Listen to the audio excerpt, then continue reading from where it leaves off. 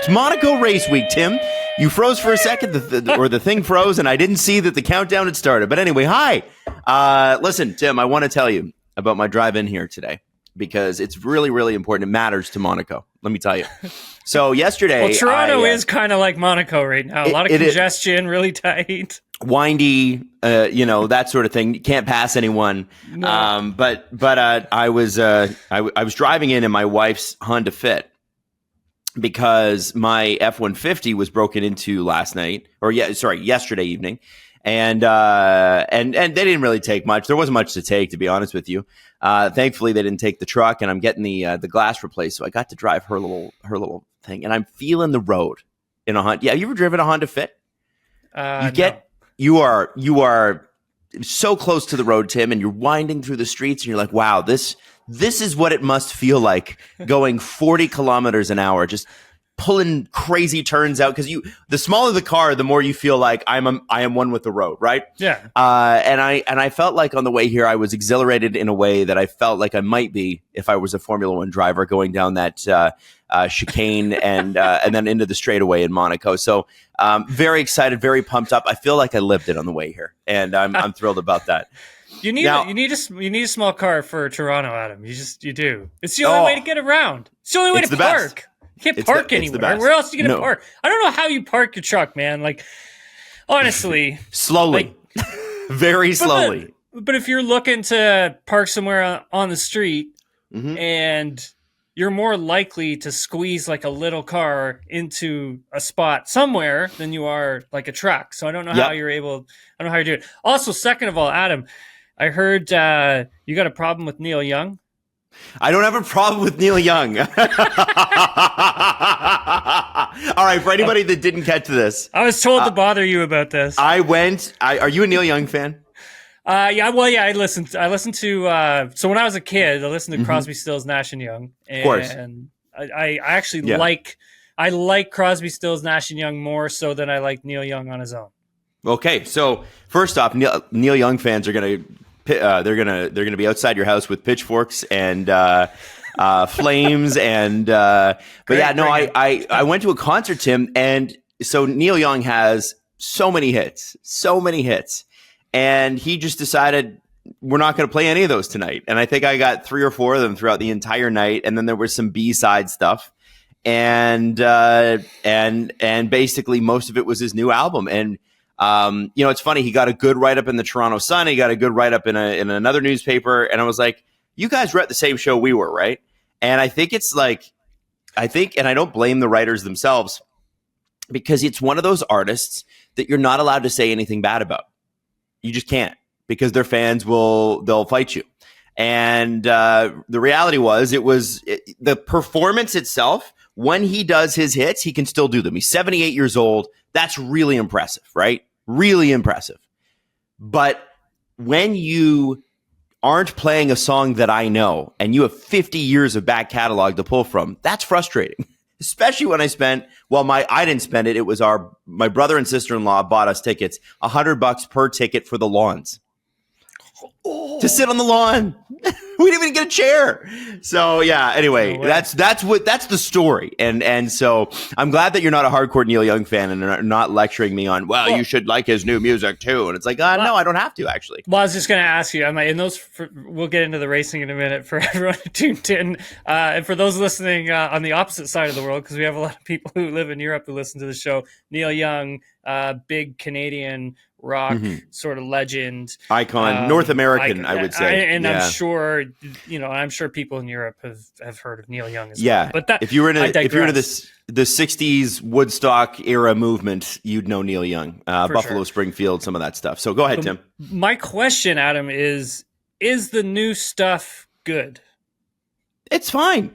But is it good though? Like, is it like, hey, Neil Young, because an art look, I go to a lot of concerts, played piano, saxophone, baritone saxophone, bass guitar as I was growing up still. Wow, I didn't know that.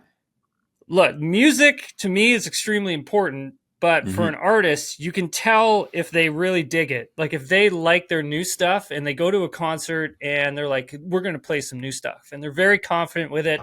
And you listen to it and you're just like, yeah, this is really good. I can see why they chose to play it.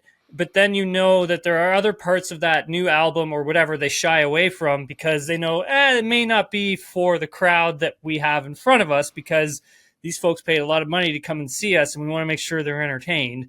And sometimes, look, I get that. Like sometimes an artist, you'll have certain type of music that just doesn't really suit the crowd. And you've got to like pay attention to that as an artist, I feel. So Adam, the question again is like, is it any good? I think it's good. I think that I would be wrong if I said that they didn't perform the new album songs well. It's just it was poor song selection. That's what it comes down to. But I'll give them credit. They play hard. And again, this guy's in his late 70s, right? So we're grading on a curve here, but he sounds exactly like he's always sounded.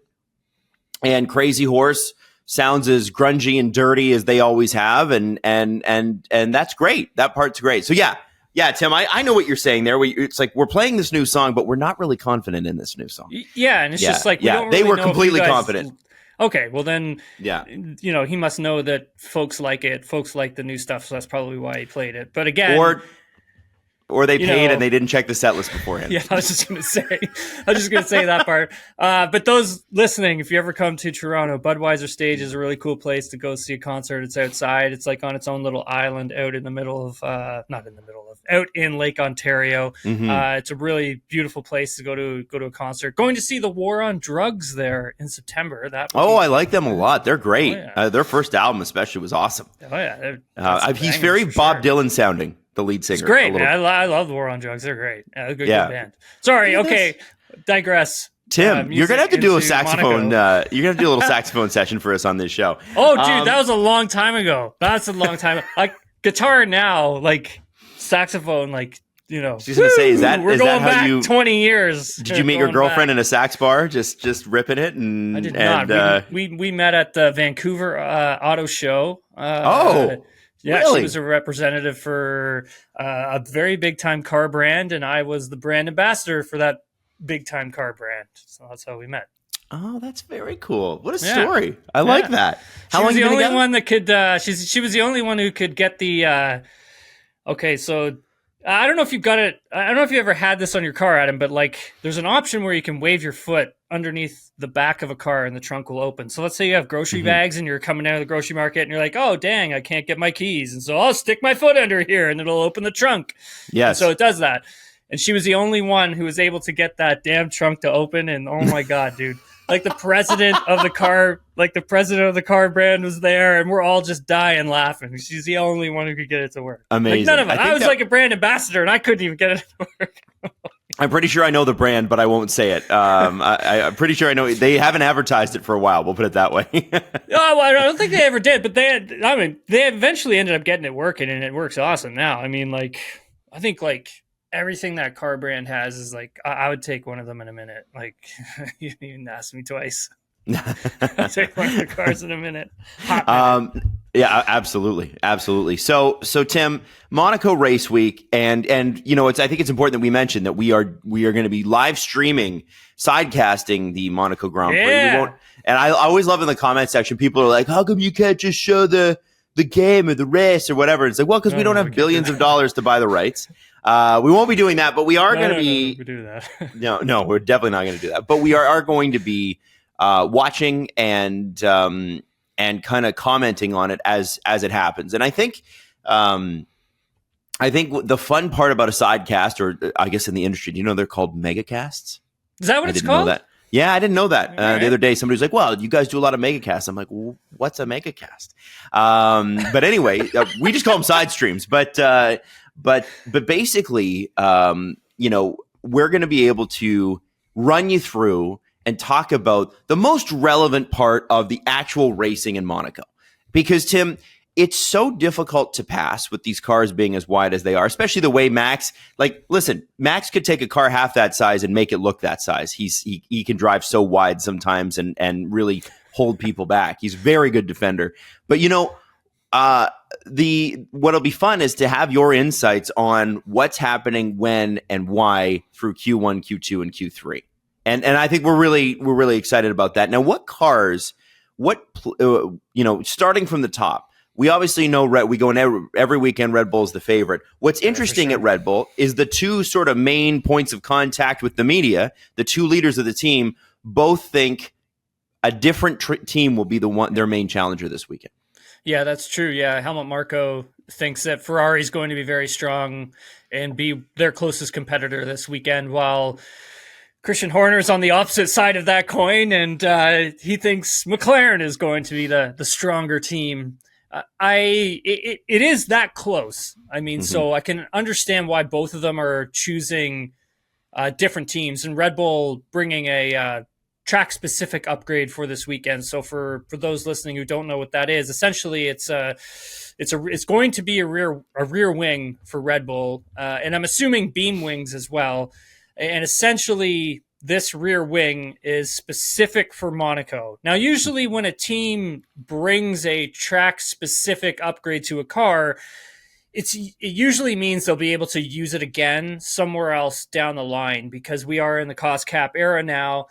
Teams have to be understanding of where they're spending their money, and if it's worth like bringing one specific upgrade, which is big for a rear wing, like it's the whole rear end of a car, and spending the money on that just for one race. Now, granted, it is Monaco, so when you win, all of the marketing dollars behind all of that win and stuff, come flooding in at the same time. So that's also something you have to take into consideration. But at the same time, for a team like Red Bull, which we've discussed on this podcast, Adam, at length, that may be in a pretty close fight for a Constructors' Championship here with now two other teams, is that a good idea to spend your money on one specific thing where later on down the road that could bite you in the ass? So for this particular race, all the teams are going to be running as much downforce on the car as they can possibly get onto it. So everything's going to be at its max.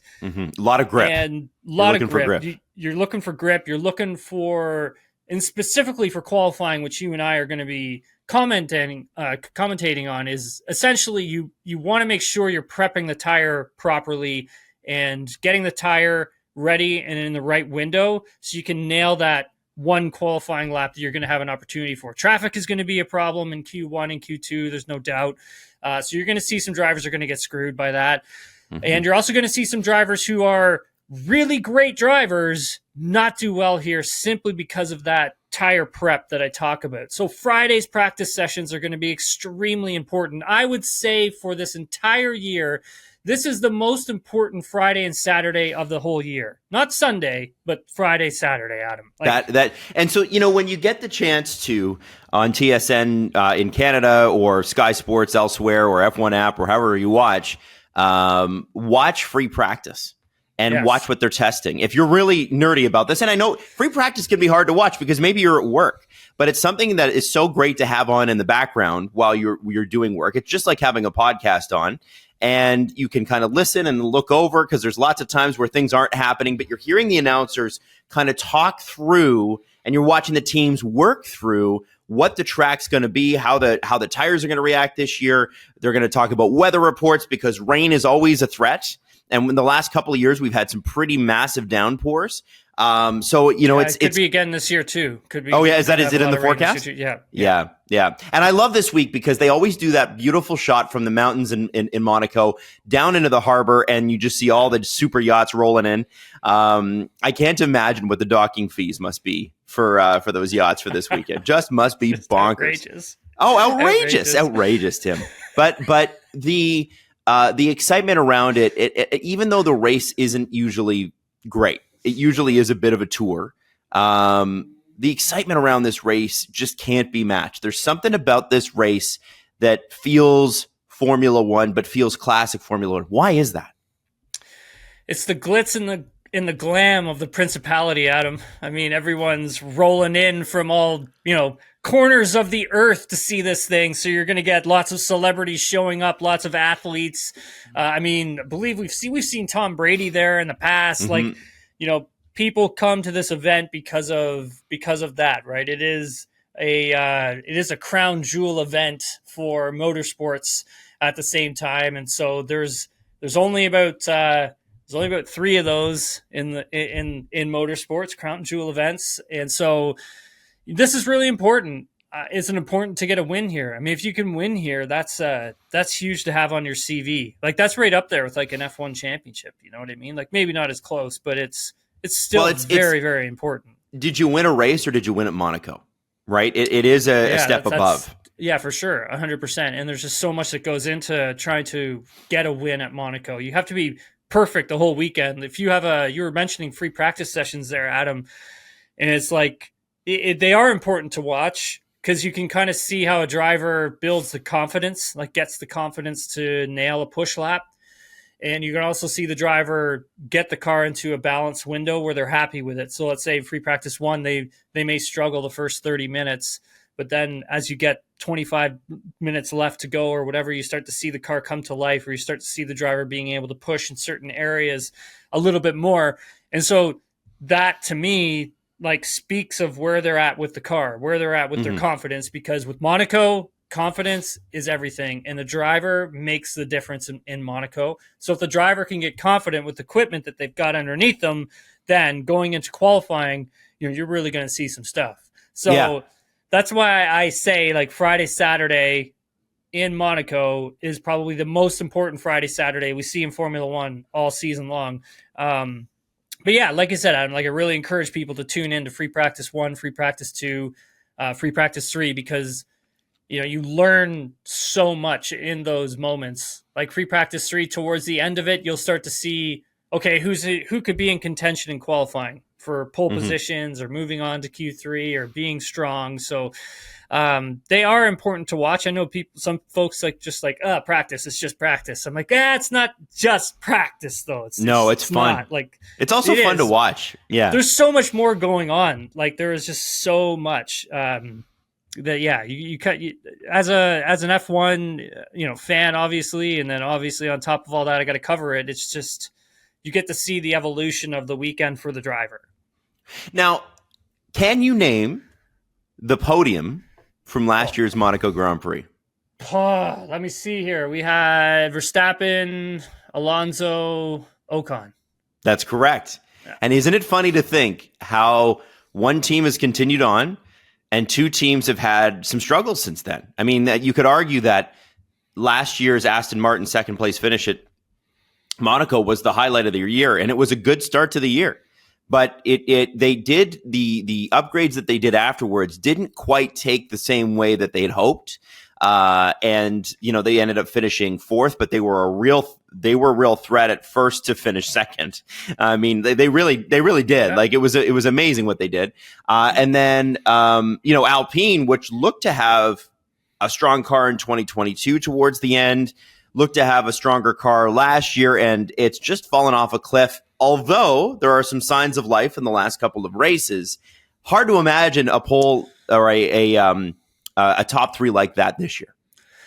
I mean, that's the thing with Monaco, right? It's if you can qualify the car reasonably well. I mean, I thought strategy played such a crucial role for Ocon to be able to get that P3. It's not that Esteban was one of the faster drivers or was, P3 fast. He was just right place, right time, right strategy, drove well, kept it out of the barriers for the most part, and executed properly. And essentially, if you can get yourself into that top 10 position for the race itself, and then you get a bunch of crazy stuff happening within the race, weather, safety cars, red flags, like you can chop away at the field if you keep your nose clean. That's the thing about Monaco. He's got to keep it out of the barriers. But I mean, I was rewatching part of last year's Monaco Grand Prix on TSN a few days ago, which is cool. I'm glad they actually replayed that on the network. It was fun to watch.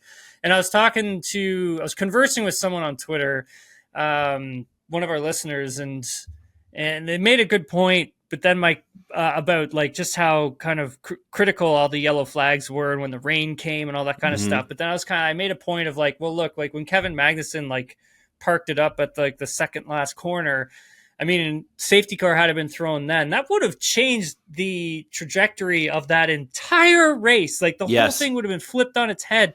Like people who were, in the top 10 probably would have been, up on the podium or leading the race. Like that's how much Monaco can really turn around. And even the strategy, if we go back to, Charles Leclerc, 2022, and what happened there, Charles Leclerc. I just hurt for the man. I shouldn't laugh. Hurt for the man. Yeah, I feel really bad for the guy too. But that being said, the team just really blowing it on strategy in Monaco when he was on his way to his first ever home Grand Prix victory. And he had, by the way, he had a bunch of DNFs with Alfa Romeo and a bunch of DNFs in Formula 2 as well. Yeah, it was a miracle. That's gone well for him there. That way he started on. Wait, I'm just trying to remember. Like he started on pole. 2021. Mm-hmm. And I believe. And then 2022 he got it but couldn't start, right? Because no, that was 2021. And that was 21. The DNS. Yeah, and 2022 was he was on pole again, and then the team's strategy really screwed him. Like badly. Oh my God. And that's the thing. You kind of just you like I do root for him because I do want to see him win here. I do want to see him win at home.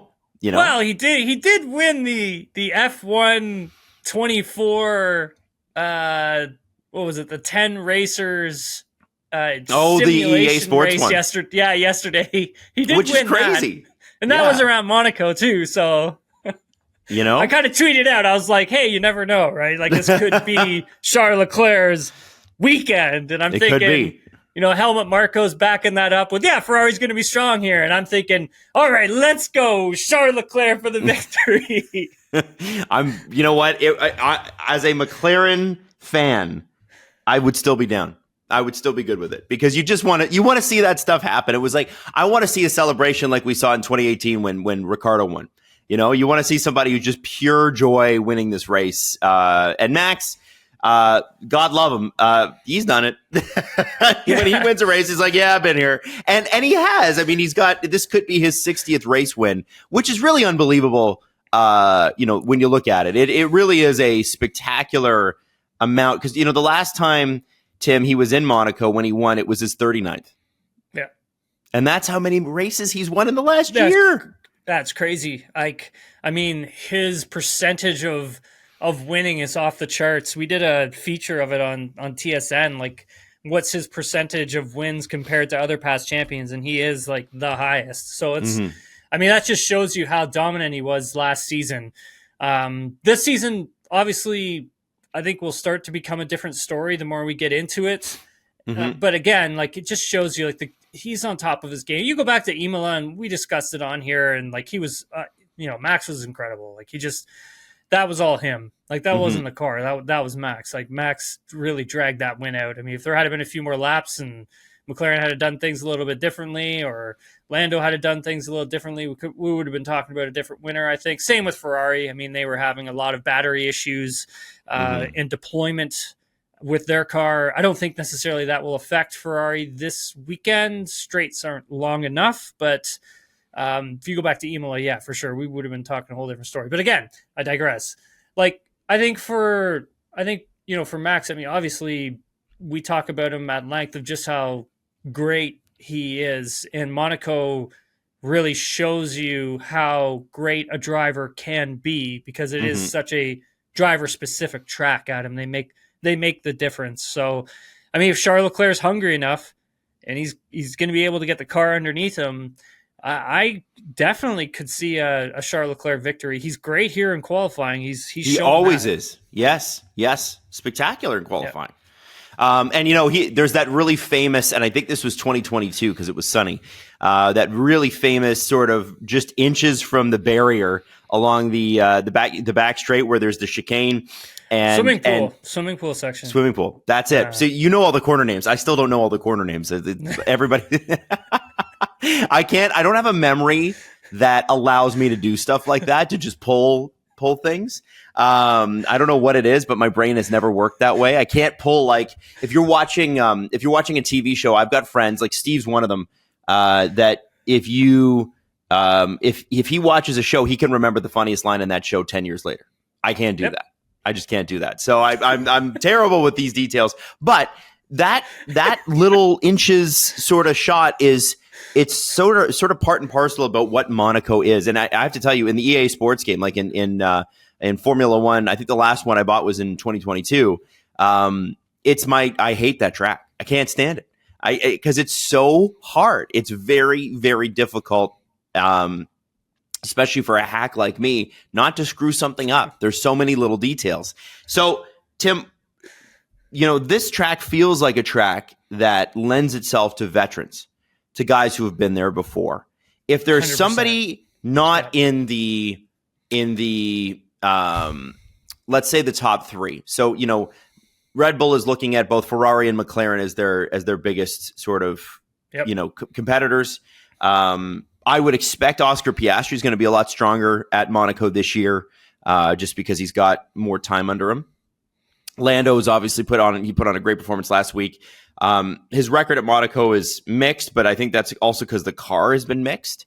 We obviously know Charles can do it. We know Carlos is pretty good in Monaco as well. Actually, I'm going to switch my question. Sergio Perez.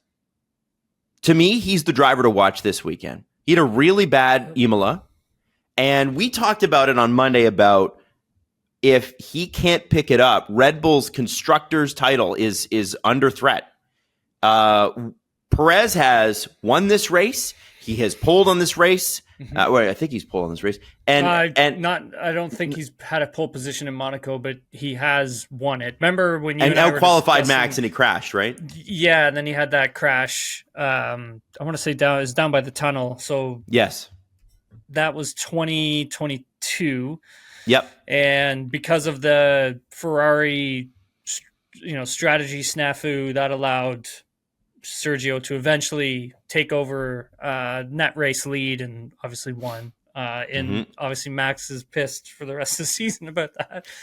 But again, you're right. You're right, Adam. I think like coming off of the weekend that Sergio had in Imola, his contract's not confirmed for next year. Although it does sound like Christian Horner will be the one who makes a decision on that one, not Helmut Marko, which is a sort of separate storyline, I think, for another time. But I think Sergio needs to have a good race weekend here. It has to be strong. He has to be close to Max. He does. I mean, if we look at the championship standings, Adam, and there are people right now as we're recording asking Max Verstappen, if there's a title battle against Lando and Max says, quote, they are really in the mix, you suddenly start winning, it can turn around on you quite quickly. So if you look at the championship standings, Verstappen with 161 points, and then you've got Charles Leclerc in second with 113, and then you've got Sergio with 107, and then you have Lando right there with 101. So, I mean, if the tables were to flip here, and let's say that, like we had talked about last show, if Ferrari, McLaren somehow are up in that top 5,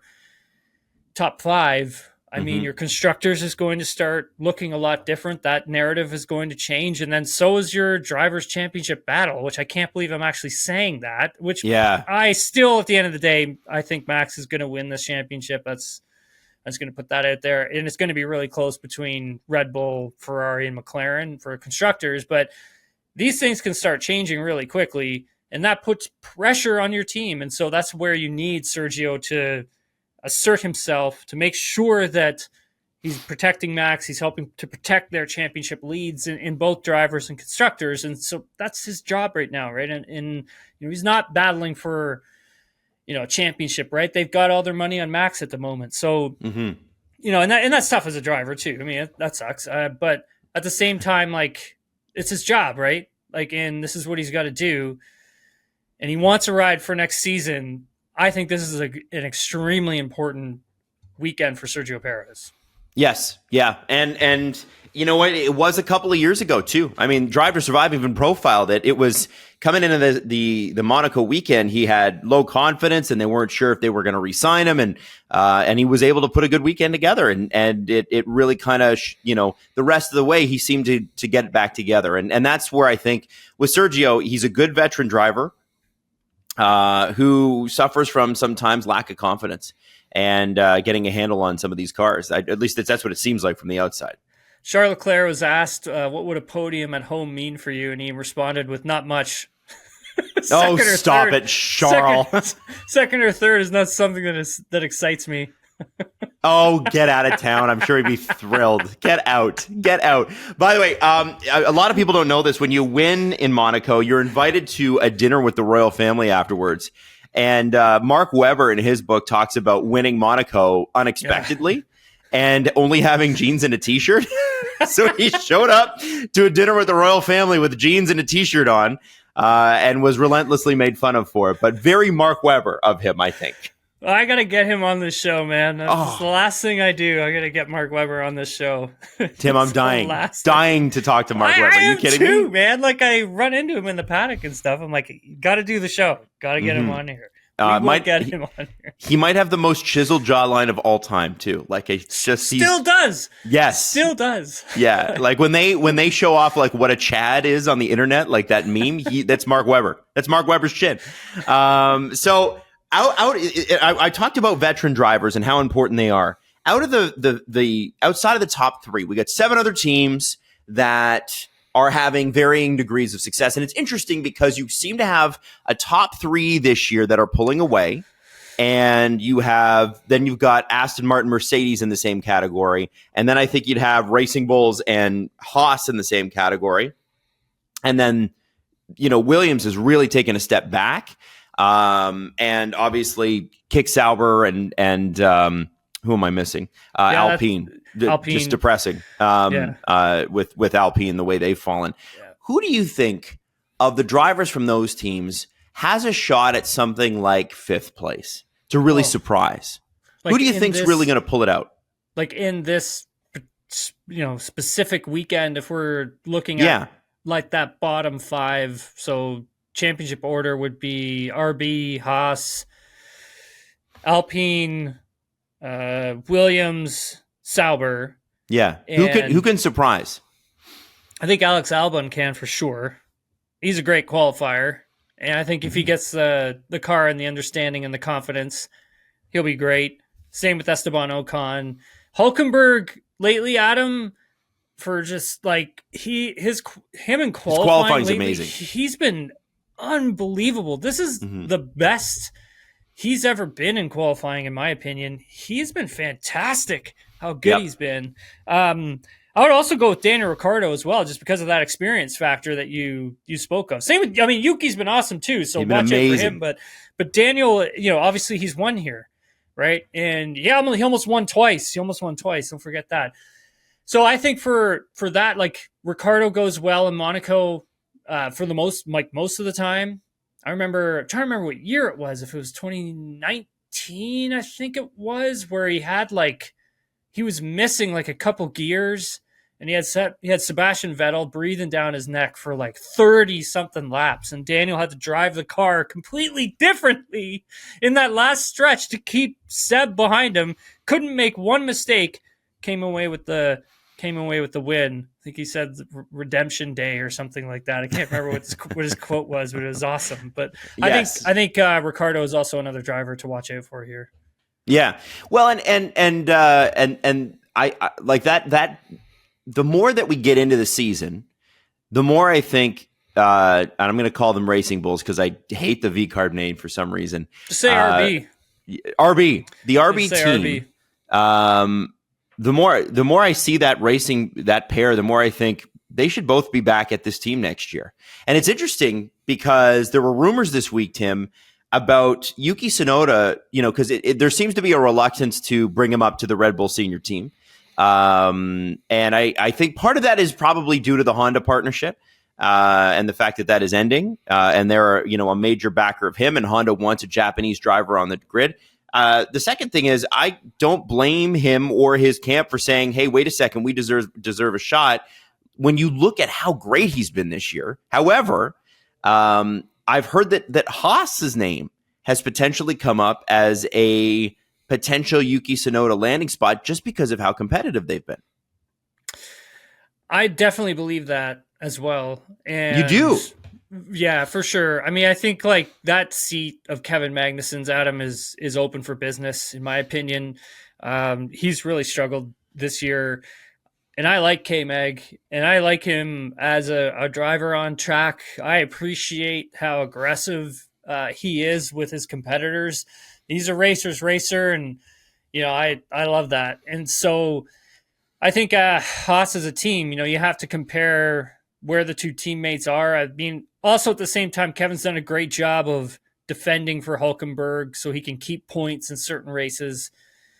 But Yuki's been just so damn impressive this Amazing. Whole season up to now. Like, he's been so good that, like I say, talent will always find a way, and it will find a spot. I can see Yuki back at RB next year. I don't know about Daniel, though. I don't know about Ricciardo. The only reason I say that is because of Liam Lawson's deal that they've got. Yeah. Liam Lawson, actually, if he's not confirmed for one of those Red Bull seats for next year, he has the option to go somewhere else immediately and look at other teams. Mm-hmm. And so that would then throw another driver into the whole mix of this musical chairs that we're in right now, with Carlos Sainz really being the one who's dictating that storyline at the moment. Like, wherever he goes, then more dominoes will start to fall. Mm-hmm. Does Bottas go to Williams, right? Does Sainz decide on signing this Sauber deal, which looks like it probably will happen? And then what's going to happen with that Mercedes seat, right? Yeah, that's the other question. What's going to happen? Like, is Kimi Antonelli in line for that seat? Some people seem to think he is. No one's really come out and said he will be in the car next year. And they're still trying to get Max Verstappen. Like Mercedes is still like gunning for Max. And so if you're going to bring Kimi Antonelli in, you're going to only have him for 1 year and then that's it? What do you do with him? Put him as a reserve driver? He's not going to want to do that. Like, no. You know what I mean? It's like, if you bring him up now for next year, are you rushing him? Like, is that, I mean, you have to remember, like, when we look at other drivers that were rushed into Formula One, and where did they go? They went to teams that were at the back of the grid. They didn't go to like the best teams on the grid. I mean, Lewis Hamilton is probably the only one, but he was ready. Like, he was ready to go. He had won the championships that he needed to win. He had performed at the highest level, better than any other driver in all these different championships that he had entered. So he was ready, and he had raced so much too. So he had so much experience at the same time. It only made sense. But like George Russell, where did he go? Williams. Charles Leclerc, where did he go? Did he go to Ferrari? Could he have gone to Ferrari? Should he have gone to Ferrari? Some people argue, yeah, he probably should have gone to Ferrari way earlier than when he did, but went down to Sauber, Alfa Romeo, started there. So you're taking Kimi Antonelli and you're putting him on a giant of an F1 team. One of the greatest teams ever, right? Albeit they've taken a step backwards, but they still have that championship pedigree built within the team. And you're asking this 17, soon to be 18-year-old to replace Lewis Hamilton. Yeah.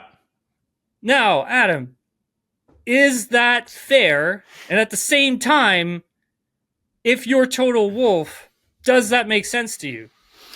Is it fair? It is not fair. It's not fair, but inherently in this sport, it isn't fair, right? How fair is it that Formula 2 teams have no battery, and then all of a sudden you get into Formula 1, you got to use battery and figure all that out. And you know what I mean? That's a good point. Like, I think it's like if you're Kimi Antonelli, you take it.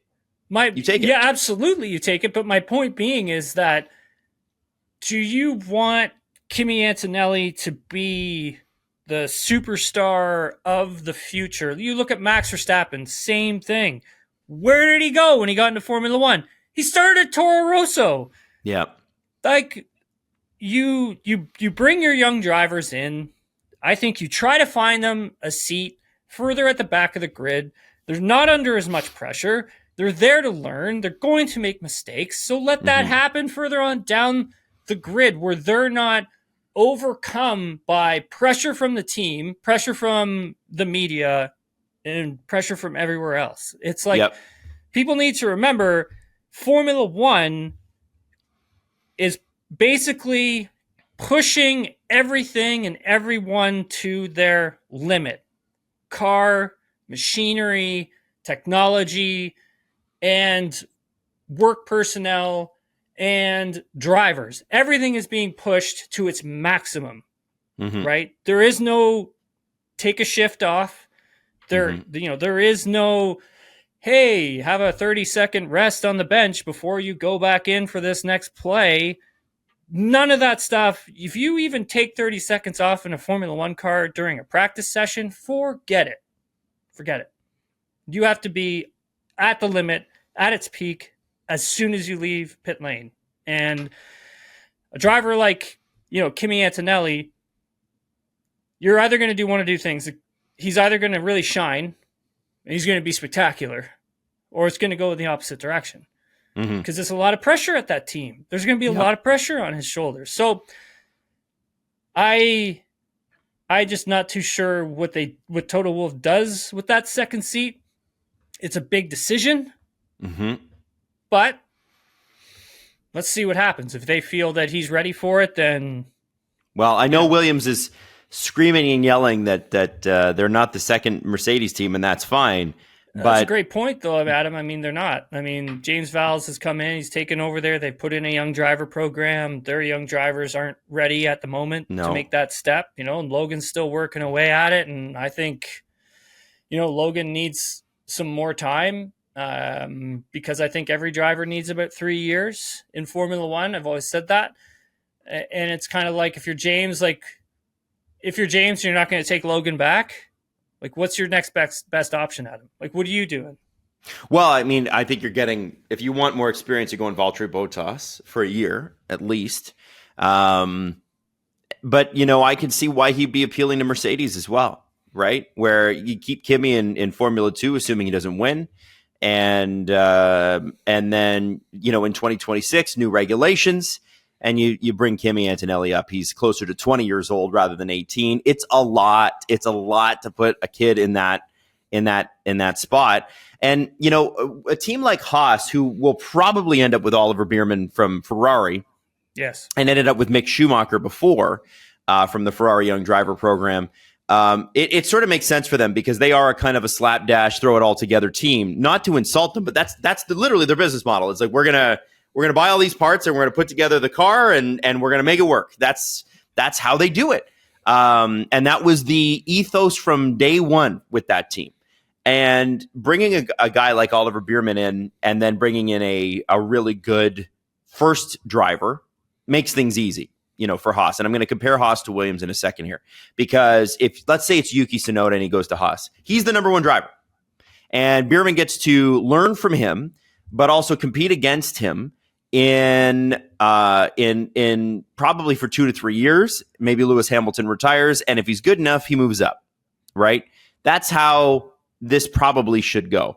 If Williams needs more time with the young driver program, I think James Vowles would be, depending upon Antonelli's actual, because I haven't really looked into it. I don't know how he's been doing in Formula 2. I could see the points, but it's about lap times. It's about how he's handling corners. It's about how he's taking criticism. It's about personality and improvements on your original times too, right? It's so much more than just, oh, well, he has X amount of points and here's what happened on the Grand Prix weekends.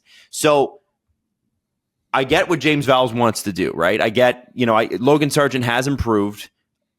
He's still not doing very, very well, and his seat is under threat, and James has been about that. Do you want to, if you're James Vowles, do you really want to take on a kid from Mercedes that you're going to develop that's going to go on to win championships with Mercedes? And, Haas is okay with Oliver Bierman doing that because they wouldn't have access to young drivers that are that good. But I don't know that Williams is. And, that James Vowles is talking to Eddie Jordan, who is the agent of Adrian Newey. Yeah. And it's interesting. I've been listening to that podcast with Eddie Jordan and David Coulthard. And one of the things that has surprised me is Eddie Jordan's about face on McLaren.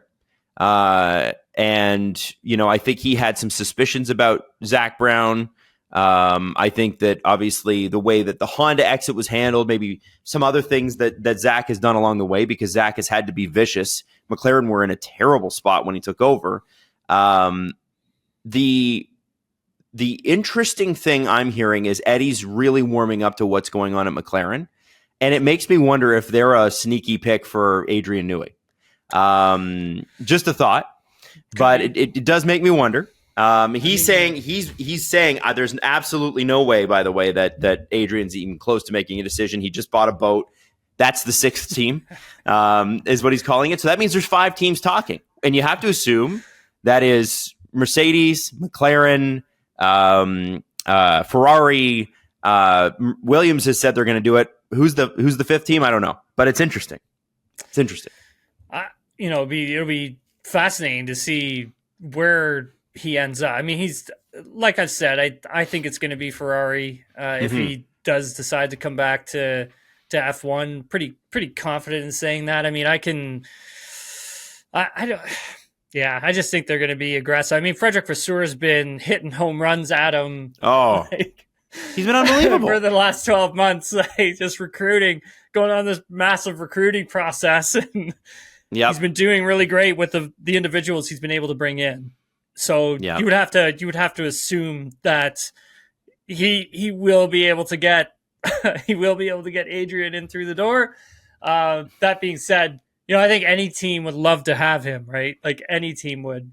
James Vowles had stated that in Miami when we were talking to him, and I spoke with Zach Brown about that in Miami too. Again, love to have him on the team, right? And I think he just comes in and he just adds that special bit of magic that you need to a race car or a program that gets you over the line, or gets you that extra 10th that you need over your competitor.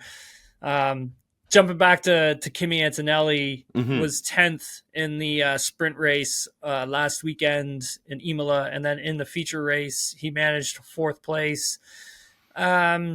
And then also just to quickly update folks on his standings, like where he is in the standings. He's 6th right now with 36 points. With the leaders, Maloney has 68 points. So wow, yeah. And then obviously Ollie Berman has missed a big chunk of the F2 championship. Like I believe he had pole in Saudi Arabia, but then couldn't partake because of Carlos Sainz's appendicitis. So he missed that entire weekend and that entire slate of points. So yeah, again, like then it raises the question. Sorry to jump back to Antonelli. No, keep doing it. But then it raises the question, like if Kimi Antonelli can't get into the top 3 or top 4 within the F2 championship, do you then just promote that to, promote him to a seat like Mercedes? I don't think you do. And you've got to look at what happened to Nick de Vries, right? Like he won the F2 championship in 2019 and then it got stuck. Went to Formula E. Like, so it just, I don't know. Does that defeat the purpose of your ladder system for Formula One? Right? Like I don't know. Like it's just. Yep. I think you got to prove a win. Prove that you can do it. Prove that you can do it. I think first. As for Adrian Newey, though, Adam, like again, like we've talked about him ad nauseum, that people are probably getting sick of this, but like, he's such a special individual to have on your team, that he's the storyline, right? Like, if we go to the next race weekend, we come to Canada, right? We come into Canada and it's like, hey, we're here for the Canadian Grand Prix or whatever, and something happens with Adrian Newey. He is now the story. Yeah. Like, that's how big. I don't think he understands how big of a story he is, but that's what would happen. Like, it's a good time. It's a good time. Now, the last thing I want to hit, just on the driver market before we go, Tim, because I do want to get your top 3 this weekend just before we go into it. But I want to talk about one thing and one thing only, and that's Mick Schumacher and his connection to Alpine. Because Bruno Famin has been singing his praises about the World Endurance Championship and how well Mick has done. And his name is emerging as a potential guy to replace either Ocon or Gasly should they leave or should they be moved on from. And my question to you is, because I never saw Mick, at least in a Haas, as a Formula One driver. I was never quite convinced of it. What are your thoughts on a guy like that? I mean, like, obviously right now, Mick's running Alpine's hypercar program in WEC, World Endurance Championship. And I mean, he did have his chance in Formula One. And you can't say that he didn't. He did. I'm not sold on Mick coming back to F1 and being competitive right away. I think it's something that takes a bit of time. And if you're Alpine, what are you going for as a team? Are you looking to rebuild? If you are looking to rebuild, I think you need experience. Like, if you're like a Williams, you need experience to help you get back. For Alpine, they've been in such a state this season. It's good to see that they're, starting to get a little bit more competitive. But you still need that core group of drivers who are going to be there, who are going to be able to extract the performance, who know exactly what the team needs, who knows exactly what the car needs. So if you're, Pierre Gasly, I think you do everything you can to keep him at the team. If you're Esteban Ocon, I think you need him back at Alpine. I think if you're Alpine, you should be going back after those 2 drivers for sure. I mean, if Esteban doesn't find a way of getting himself into that Mercedes seat, right, then you should do everything you can to hold on to him, because those are 2 very talented drivers, Adam. I wouldn't let those 2 guys go. No, I wouldn't either. But just, it seems like they don't have another Piastri in the system for a while. So, Mick's name came up. I know. That's crazy. Going in with his shots already. Well, I mean, Piastri's been amazing. I mean, I can see why they were so pissed when they lost him. Yeah, he's been awesome. Like, Piastri's been amazing. Again, probably should have had pole in Imola and then gone on to the race win. That's my opinion. But again, like, you could just tell with Piastri, you can just tell, hey, Adam, like, it's right there. Like, you could tell that he's going to get that pole position, and he's probably going to get a win this year. Like, you could just see it. Like, he's just really hungry for it. And I think he knows it too. There's just a couple fine little details that he's got to iron out. But I love that kid. I think he's incredible. I think he is awesome. I shouldn't call him a kid. He's like over 20. He's not a kid. He's a man. But, like, again, I think he's like generational talent. That guy. He's really good. He's really that good. Driver lineup's just amazing. I love that driver lineup. Awesome. Zach Brown. We found a way to talk about McLaren again. Always. You always got to find a way. And by the way, I love the Senna look. By the way, it's awesome. Although a lot of people are comparing it to Subway's branding. Like they're taking the 2 drivers in their race suits and putting, like, photoshopping a Subway logo in the background. Very funny. It's very, very funny. Someone sent me a I can't say who, but this person sent me a screen cap of Oscar and Lando in their Senna gear and a Sprite can. Yes, yeah, absolutely. They Like an old honestly, Sprite can with yellow and green. I remember. I was like, listen, come on. I'm like, there's blue mixed in there somewhere too. Like, don't be like that. Like, Tim, give me your top 3 drivers this weekend, and then we'll go because we got a big show on Saturday morning. oh yeah, it's gonna be sick. Okay, let's go. I'm going Charles Leclerc for the win. Mm-hmm. I'm going Max Verstappen P2 and Oscar Piastri P3. Okay. All right. I like it. I'm going to go. Yours? Oh, what's yours? Yeah. You know what? I'm going to go. Charles gets his first win in Monaco because I want him to. I'm going to say Max second. I'm going to say Lando third. That's what I'm thinking. If Charles Leclerc wins this weekend, I'm going to freak out, man. Yeah, I think the whole world or the whole F1 world will. I want him to. I want it. I want it. Yeah. Such a and I want a Ferrari victory this year. The sport's better when Ferrari's good. Yes, that's true, actually. No, but seriously though, if Charles Leclerc wins this weekend, man, I'm going to lose my mind because I think that's an incredible story. Incredible. Absolutely. Awesome. Well, we'll see if he gets pole, Tim. So we'll see you Saturday on the SDPN YouTube channel, youtube.com/SDPN, for a sidecast or a megacast, oh my depending God, upon what you call it. It's going to be so good, Adam. I'm so jacked. Let's go. Woo!